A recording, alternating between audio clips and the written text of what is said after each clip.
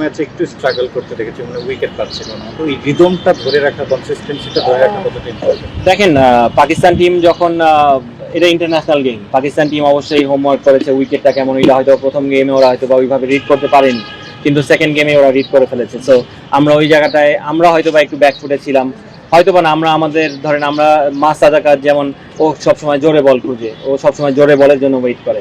So ওইখানে যদি আমরা ওকে চেঞ্জ অফ পেস করতাম ঘন ঘন, কিংবা আমরা যদি ওকে আরও উইকেটে অ্যাটাক করতাম, তাহলে মনে হয় আমরা আরেকটু বেশি সাকসেসফুল হতাম। কিন্তু প্রথম 10 ওভারে যেই রানটা করে ফেলেছে উইদাউট এনি লস, সো ওইখানে পাকিস্তান টিম অনেক এগিয়ে গেছে। সো এইখানে আরও বরঞ্চ আমি বলবো আমরা আরও ভালো বোলিং করেছি, পরে আমরা কাম ব্যাক ভালো করেছি। 40 রান আমরা হয়তো বা কম দিয়েছি, পাকিস্তান আরও 40-50 রান বেশি করতে পারতো।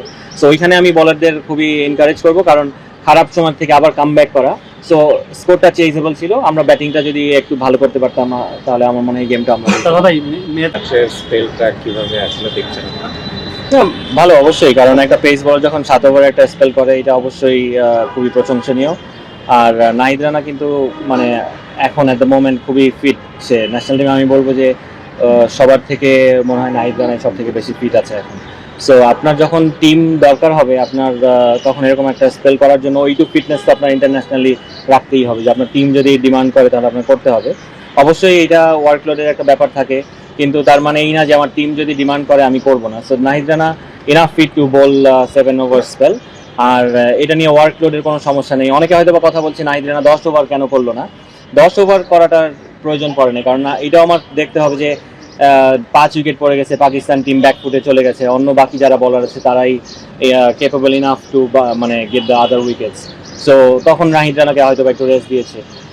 সো এটা একটা টিমের স্ট্র্যাটেজি থাকে, কারণ নাহিদ রানাকে আমরা ওভার ইউজ করে ফেললেও হয়তো বা পরের ম্যাচে ইঞ্জুরিতে পড়তে পারতো, একটা চান্স থেকে যায়। সো ওই গাইডলাইন তো সবসময় থাকে ট্রেনার ফিজিওদের থেকে, সো ওইটা মেনটেন করা হয়। কিন্তু আমি ওইটা আবারও বললাম যে যদি টিমের প্রয়োজন পড়ে, আর আপনি যখন অ্যাজ এ ফাস্ট বোলার আপনি যখন উইকেট পান, তখন কিন্তু আপনার এতটা কষ্ট মনে হয় না, কারণ তখন অনেক পাম্পড আপ থাকে, তখন অনেক মানে এগ্রেসিভ থাকে, রিদমটা খুব ভালো থাকে। সো কম এফোর্টেই ভালো বোলিং করা যায়। কিন্তু আপনি যদি এইটাও খারাপ বোলিং করতে, তাহলে নিশ্চয়ই টিম ওকে এত ওভার স্পেল করাতো না। সো ওইটাই যে এটা আসলে ভালো একদিক দিয়ে। আবার দ্বিতীয় ভাইয়া, শেষ ম্যাচটা ডু অর ডাই ম্যাচ, জিতলে সিরিজ বাংলাদেশের হয়ে যাবে। তো এই ম্যাচে কোন ধরনের পরিকল্পনা নিয়ে আসলে বাংলাদেশের মাঠে নামা উচিত?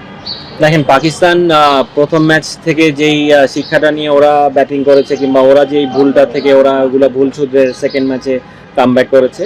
সো আমরাও সেকেন্ড ম্যাচে আমাদের ভুল ছিল, ওই ভুলগুলা যদি আমরা মানে ওভারকাম করতে পারি, সো মিস্টেকের সংখ্যা যার বেশি কম থাকবে তার দিকে গেমটা থাকবে। সো আমাদের যে ভুলগুলো ছিল ব্যাটিংয়ে বলেন বোলিংয়ে বলেন, ওই জায়গাগুলো যদি আমরা মিনিমাইজ করতে পারি তাহলে আমাদের দিকে গেমটা থাকবে। তাহলে ভাই ম্যাচের সিচুয়েশন অনুযায়ী আপনার মনে হয় কোন সময়টাতে নাহিদ বেশি এফেক্টিভ হতে পারে? একটা সময় এবাদত হোসেন ইনজুর্ড হওয়ার আগ পর্যন্ত মিডল ওভারে আমরা মানে একটা ইয়ে ছিল যে এবাদত বল করবেন এবং উইকেট এনে দেবেন। আপনার কি মনে হয় যে ওই রোলটাই এখন স্পেসিফিকলি নাহিদের জন্য ইয়ে করা উচিত, এবং সেও ওইভাবে রেডি হতে পারলো যে একটা স্পেসিফিক রোল থাকলো টিমে? না দেখেন, বলার তো আসলে অবশ্যই নতুন বলের বলার ডিফারেন্ট থাকে, মিড ওভারের বলার ডিফারেন্ট থাকে, কিন্তু আপনার টিমের যখন দরকার হবে আপনার সিচুয়েশন অনুযায়ী আপনি ওই সময় বলারকে ইউজ করবেন। সো আপনি অ্যাজ এ বলার আপনার এমনভাবে রেডি হওয়া উচিত যে আপনি যে কোনো সময়ের জন্যই আপনি রেডি, আপনাকে টিম যখন চাবে আপনি তখনই ওই জিনিসটা ডেলিভার করতে পারবেন।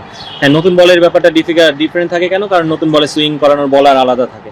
So Nahid Rana depends more of his pace, not his swing. So ওই সুইং নিয়েও যদি এই পেসের সাথে সুইংটা নিয়ে একটু কাজ করতে পারে, আরো মানে আমার মনে হয় আরো মানে ডেঞ্জারাস বলার হবে ফেস করার জন্য।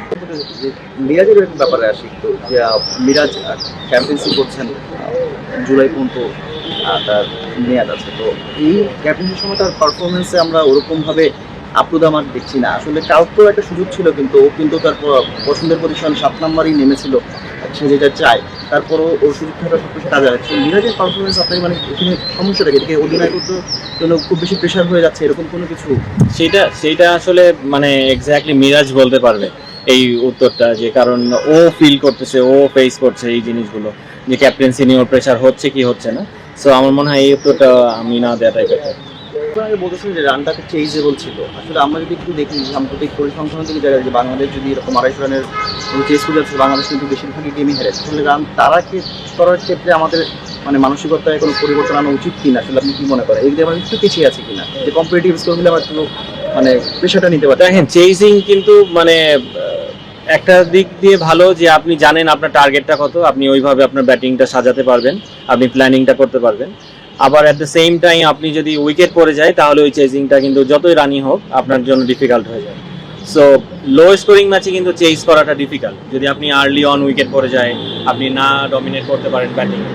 কিন্তু আপনার যখন 275-এর একটা টার্গেট আপনি চেজ করতে নেমেছেন, অবশ্যই আপনার টপ 4-এর থেকে একজনের 40-50 ওভার্সের মধ্যে ঢুকতে হবে, একজনের একটা বড় ইনিংস খেলতে হবে, যেইটা আমাদের ল্যাকিং ছিল লাস্ট গেমে। সো আমাদের আর্লি 3 উইকেট পড়ে গেছে, সো 4 ওভার 3 বলের মধ্যে আমার 3 উইকেট পড়ে গেছে। তারপরে আবার একটা বৃষ্টির একটা ইন্টারাপশন। সো আপনি 10 ওভারে যদি 3 উইকেট চলে যায় তাহলে ওয়ানডে ক্রিকেটে জেতার পসিবিলিটিটা অনেক কমে যায়। সেখানে আপনি 4 ওভার 3 বলেই আপনার 3 উইকেট পড়ে গেছে। আপনি এখন রান চেজের জন্য খেলবেন না, আপনি উইকেট হাতে রাখবেন। সো এইখানে ব্যাটসম্যানদের খুব ডিফিকাল্ট হয়ে যায়, এবং আপনার এত কম সময় মিডল অর্ডারের ব্যাটসম্যানরা নতুন বল ফেস করতে চলে আসে উইকেটে। সো ওইটা ওদের জন্য খুব ডিফিকাল্ট হয়ে যায়। সো আপনি, আমার মনে হয় চেজিং এর সময় আপনার যদি এইটা একটা, সব টিমেরই প্ল্যানিং থাকে, এখন আমরা করতে পারি নাই কিংবা আগে পারি নাই, সেগুলো এক্সকিউজ দিয়ে তো কোনো লাভ নেই, আমাদের করতে হবে। সো আপনি না করতে পারলে ইন্টারন্যাশনাল ম্যাচ জিতবেন না, কোনো ম্যাচই আপনি জিতবেন না। সো চেজ করতে গেলে আপনার যদি টপ 4-এর থেকে কেউ বড় একটা ইনিংস খেলে, একটা ছোট একটা 50, একটা বড় একটা 100, এরকম হলেই আপনি আসলে ম্যাচ জেতাটা ইজি হয়ে যায়। আমি লাস্ট শেষ প্রশ্ন, আপনি নিজে বলছিলেন তাসকিন মুস্তাফিজরা এই সময়ে আসলে পাকিস্তানি পেস লাইন আপের থেকেও অভিজ্ঞতার দিক থেকে বা সব দিক থেকে এগিয়ে আছে। আজ অনুশীলনে রিপন মন্ডল, সাকলাইন, খালেদ আহমেদ ছিলেন, মুশফিকরা ছিলেন। যেহেতু নিজের দেশে এত কম্পিটিশন এখন পেস ইউনিটে, তাদেরকে মোটিভেট করার জন্য বা তাদেরকে কিভাবে আসলে আপনারা দেখছেন, তাদের জন্য জাতীয় দলের দরজাটা আসলে কত দূরে? দেখেন, এখন কিন্তু আপনি পারফর্ম যে করবে তারই সুযোগ আছে, রাইট? সো ইট ডিপেন্ডস যে আপনি অ্যাজ এ ইন্ডিভিজুয়াল ওই প্লেয়ারটা কীভাবে ওই চ্যালেঞ্জটা নিচ্ছে। আর আমাদের এখন পেস বোলিং একটা ভালো বাঞ্চ অফ পেস বলার আমাদের হাতে আছে। সো এখানে কম্পিটিশনটা খুবই হেলদি। আপনি দেখেন, ইবাদত টিমে নেই, কিন্তু ইবাদতকে আমরা কিন্তু এখন ওইভাবে করে মিস করি না। আবার ইবাদত যখন কামব্যাক করবে, যার জায়গায় ও খেলবে তাকেও হয়তো আমরা মিস করবো না, কারণ ওদের কম্পিটিশনটা, স্ট্যান্ডার্ডটা এত উপরে আছে এখন বর্তমানে। সো একজনকে আরেকজন বিট করতে হলে তার ওইভাবে পারফর্ম করে এবং ইন্টারন্যাশনালি এসে পারফর্ম করে তারপরে ওর জায়গাটা নিতে হবে। সো এই কম্পিটিশনটা আমাদের যত বেশি হবে তত বেটার। এই কম্পিটিশনটা আমাদের ব্যাটসম্যানদের মধ্যেও যদি এরকম করে আসতে থাকে তাহলে আমাদের টিমটা আরও স্ট্রংলি ডমিনেট করতে পারবো আমরা ইনশাল্লাহ। ভাই একটা ছোট্ট প্রশ্ন, মানে আমাদের পেসাররা ভালো করলে কিন্তু ম্যাচ জেতার চান্সটা বেশি হচ্ছে, লাস্ট কয়েক ম্যাচের জন্য বলছে। পাকিস্তানও কিন্তু পেস নির্ভর দল, দুই দলের পেস মানে আক্রমণটা আসলে আপনি মানে কাকে এগিয়ে রাখছেন এই মুহূর্তে দুই দলের যদি দেখছেন? আপনি তাসকিন আর মুস্তাফিজের এক্সপিরিয়েন্সের কথা যদি চিন্তা করেন তাহলে আমরা অবশ্যই এগিয়ে, কারণ ওরা বেশি ম্যাচ খেলেছে, ওদের উইকেটও বেশি। পাকিস্তানের শাহিন শাহ আফ্রিদিবাদে আমার মনে হয় না, হারিস রাউফ খেলেছে, কিন্তু হারিস রাউফের এত উইকেট মনে হয় নেই মুস্তাফিজ আর তাসকিনের মতো। সো ওই দিক থেকে আমরা এক্সপিরিয়েন্স, কিন্তু এক্সপিরিয়েন্স সবসময় আপনার কাজে লাগে না যদি আপনি পারফর্ম না করতে পারেন। সো আপনার যে এক্সপিরিয়েন্সটা আছে এইটা যদি আপনি রেগুলারলি শো করতে পারেন তাহলে আপনি ব্যাটসম্যান থেকে একটা রেসপেক্ট গেইন করেন। সো এইটাই আমাদের বোলিং ইউনিটের করতে হবে। হ্যাঁ, আপনার খারাপ দিন যাবে, সো কামব্যাকটা কত স্ট্রংলি আমি করতে পারি ওইখানেই আমার এক্সপিরিয়েন্সটা আসলে আমি শো করতে পারবো। সো আমরা কালকে যেমন কালকের ম্যাচেই আমরা কিন্তু এটা শো করেছি যে আমরা প্রথমে খরচে ছিলাম অনেক সব বোলাররাই, পরে কিন্তু আমরা খুব চমৎকার কামব্যাক করেছি। সব ধরনের খেলার খবর পেতে সাবস্ক্রাইব করুন, সঙ্গে থাকুন খেলার পাতার।